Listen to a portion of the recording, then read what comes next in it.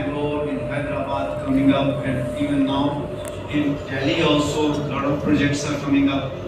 One of the lowermost corner is from Supertech, upcountry village, and then central one is a building which we'll be talking about, Stellar, and so many things. So there, as you know, in precast there are many variations possible. You can have many options.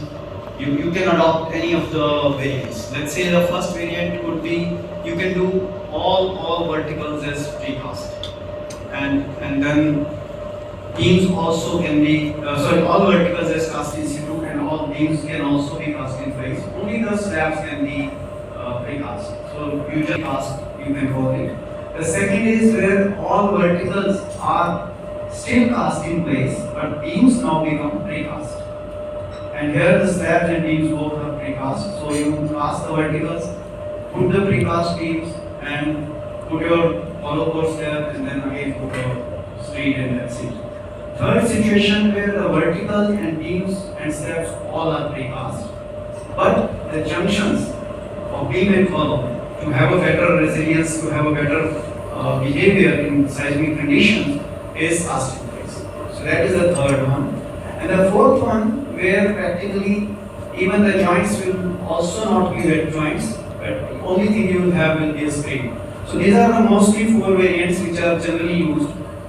So as you understood, the first and second variants are more or like cast in place construction. So really speaking, they are hardly different from normal cast in place construction. But the third and fourth variants, the behavior is now becoming different, because here the pulled joints are there and the already cast members are there, and that's something which we need to be careful about.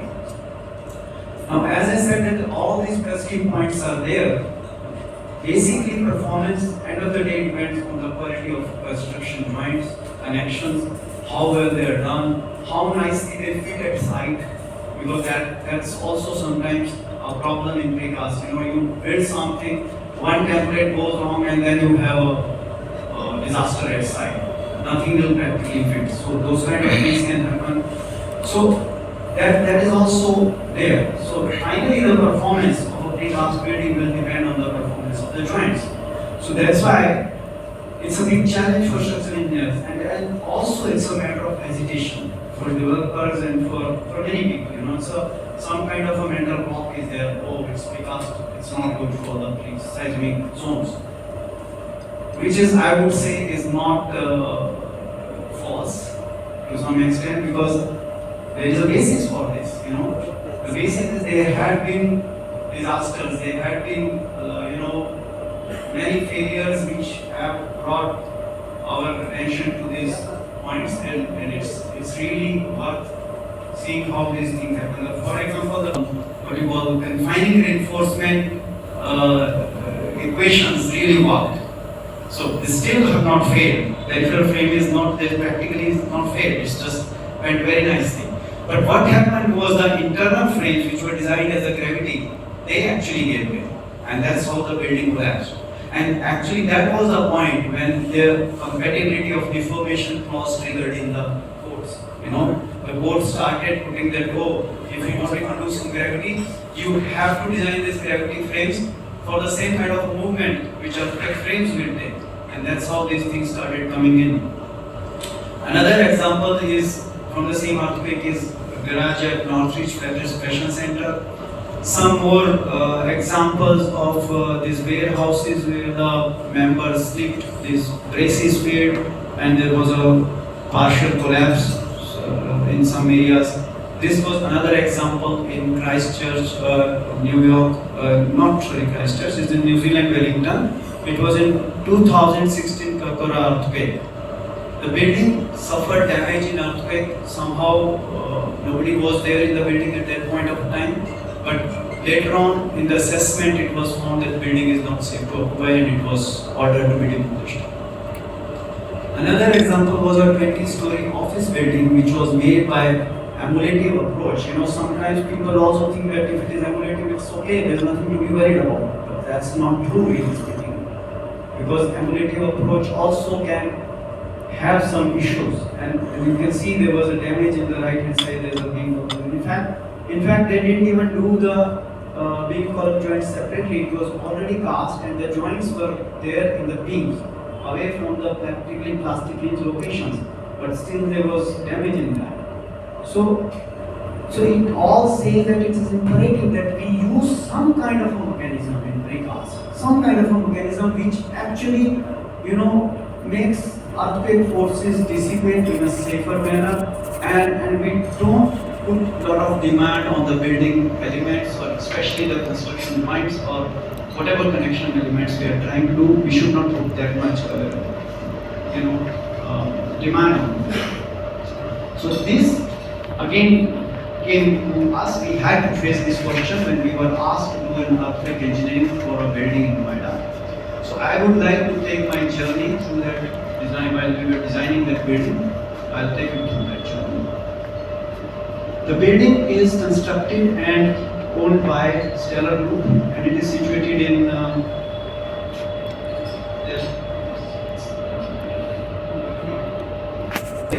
and you have to take a turn from Advent Business Park, and just on the right hand side it's there.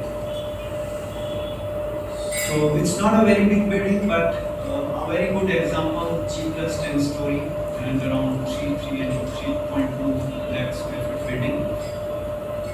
The client had its own precast plant, 1 million square foot capacity per year, and this capacity could be easily doubled anytime. So they certainly wanted to have all members practically precast. They wanted everything should be precast. So that was the one point. The second point was, as a conscious developer, they wanted to have that the performance of the building should be exceeding the code. That was one of the points. So they wanted that most of the things should be precast and the performance should be exceeding the code. So that was the challenge then, which we had to see now. Exceeding the code meaning, let's understand what does code mean. When we say the performance as per code, what it means. So performance as per code, it says that first situation, when the earthquakes are minor, small shaking is there, practically nothing happens. All the horizontal forces should be easily resisted by the building, and practically the building should be in this situation, you hardly notice anything, maybe some minor hair cracks somewhere here and there which is.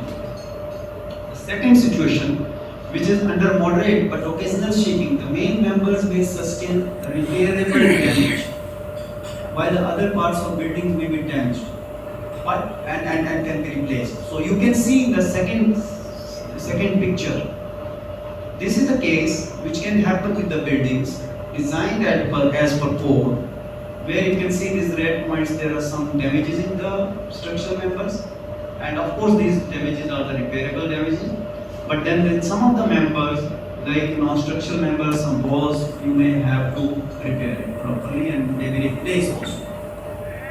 The third comes the situation where you have a very strong shaking and the main members will suffer irreparable damage. You cannot even repair it, it can even get damaged to that. And non-structural members can even fall off. But only one point saving grace is here in more detail in FEMA documents, which we call as a Federal Emergency Management Agency.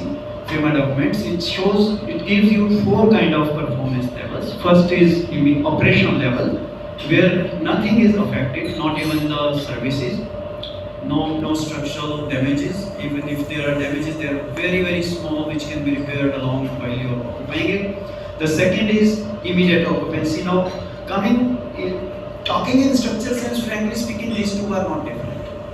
For as far as the structure is concerned, operational and immediate occupancy means the same. The difference is that here the services are working and here the services are not working. So services, resiliency in services is not there in immediate occupancy, but in operational you will have that also. The third comes, as I said, secondary members are already collapsed or they could have damages. But then in that situation, it will not be threatening to life. So that kind of damage is allowed. And fourth situation, as we talked about our Indian codes, major earthquake performance is the same thing. So this is what exactly the code actually targets. So certainly the performance required.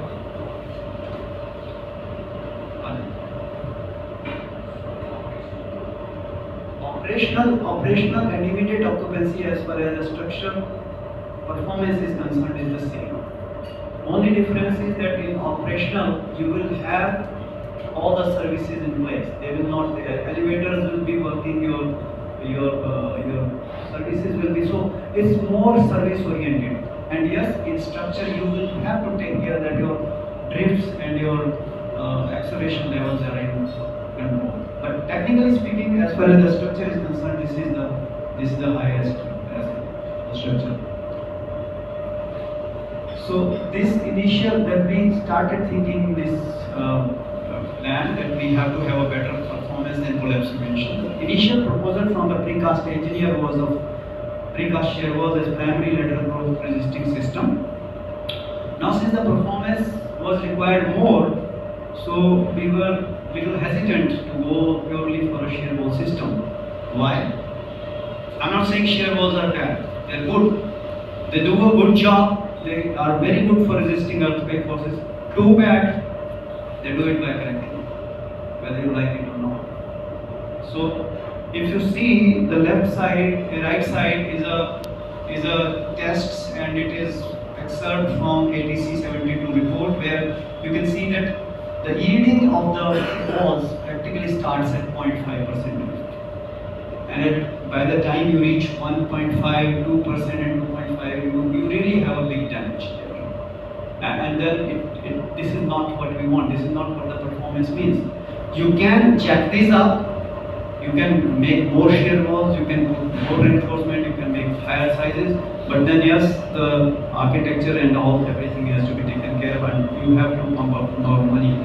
Same is the situation with steel flange walls. You can see that similar drift under similar levels, similar kind of damages are seen.